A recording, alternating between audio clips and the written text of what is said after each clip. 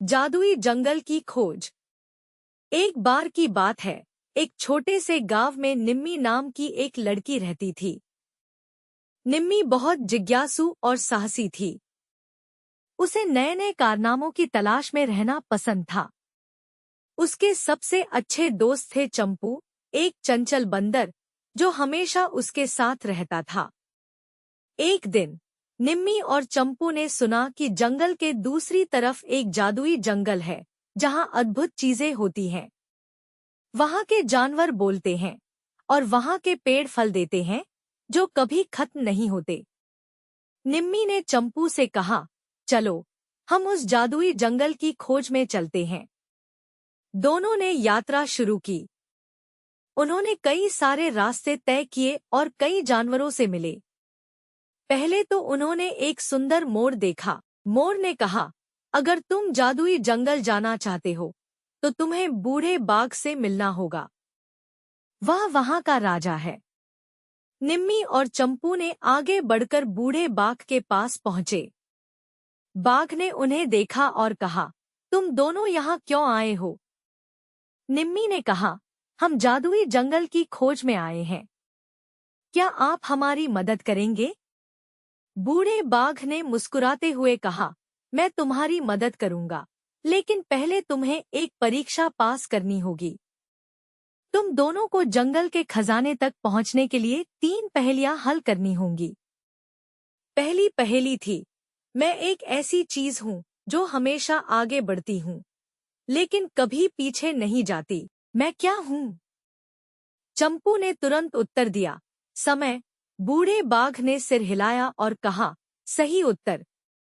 दूसरी पहेली थी, मेरे पास पंख हैं, लेकिन मैं उड़ नहीं सकता। मैं कौन हूँ? निम्मी ने सोचा और कहा, यह एक पेंगुइन हो सकता है। बूढ़े बाघ ने फिर से कहा, सही उत्तर। अब तीसरी और अंतिम पहेली थी, मैं एक ऐसा जानवर हूँ जो सबसे बड़ा है, लेकिन मैं सबसे धीमा भी हूँ।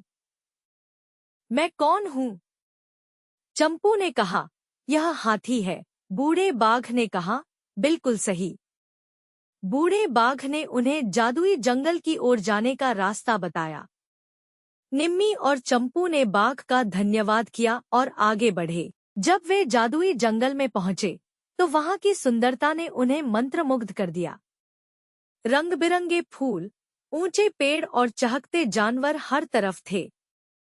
वहां एक चतुर हाथी भी था जो सभी जानवरों का मार्गदर्शक था। हाथी ने कहा, स्वागत है बच्चों। यहाँ का खजाना है, लेकिन इसे पाने के लिए तुम्हें एक और चुनौती का सामना करना होगा। निम्मी और चंपू ने साहस दिखाया और चुनौती स्वीकार की। हाथी ने उन्हें एक रास्ता दिखाया जो पहाड़ियों और नदियों से भरा था। उन्होंने मिलकर कई कठिनाइयों का सामना किया, लेकिन एक दूसरे का साथ दिया। आखिरकार उन्होंने एक चमकती हुई झील के पास पहुंचकर देखा कि वहां एक अद्भुत खजाना था, सुनहरे फल, जादुई फूल और अनमोल रत्न।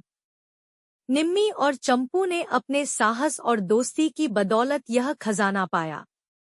उन्होंने वहां के जानवरों के साथ मिलकर जश्न मनाया और सबने तय किया कि वे हमेशा एक दूसरे की मदद करेंगे। सीख, सच्ची दोस्ती और साहस से कोई भी चुनौती आसान हो जाती है।